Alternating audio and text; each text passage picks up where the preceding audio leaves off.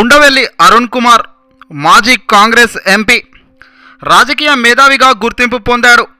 రాజకీయ విశ్లేషణలు చేయడంలో మంచి దిట్ట. అయితే బీజేపీని తక్కువగా చూపి జగన్ను బద్నాం చేయాలని భావిస్తున్న చంద్రబాబు ఎత్తులు పనిచేయవని అన్నారు. ఆయన జగన్కే లబ్ధి చేకూర్చేలా పరిణామాలు మారబోతున్నాయని ఉండవెల్లి అరుణ్ కుమార్ తెలిపారు. బీజేపీపై కాంగ్రెస్కు ఉన్నంత వ్యతిరేకత ప్రజల్లో లేదు.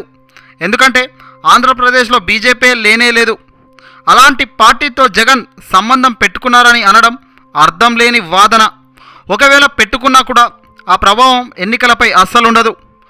బీజేపీ అనే బూచీని చూపించి జగన్పై అర్థం లేని ఆరోపణలు చేస్తున్నారు చంద్రబాబు. అలా ఆరోపణలు చేసి లబ్ధి పొందాలని ఆయన చూస్తున్నారని ఉండవెల్లి చెప్పుకొచ్చాడు. ఆయనకు ఆ లబ్ధి చేకూరదు అని ఆయన అన్నారు. తన రాజకీయ అనుభవం ప్రకారం చంద్రబాబు ఎత్తుకున్న ఈ బీజేపీ బూచి అనే అస్త్రం పనిచేయదని ఉండవెల్లి భావించారు.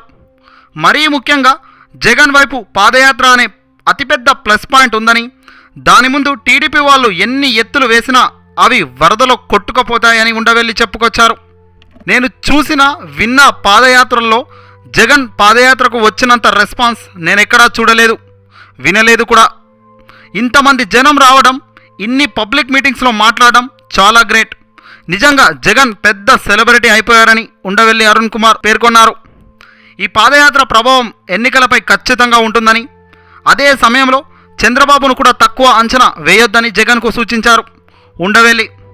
ఆఖరి నిమిషంలో ప్లాన్ మొత్తం మార్చేయగల బుర్ర చంద్రబాబుకు సొంతమని ఉండవెల్లి ఎద్దేవా చేశారు.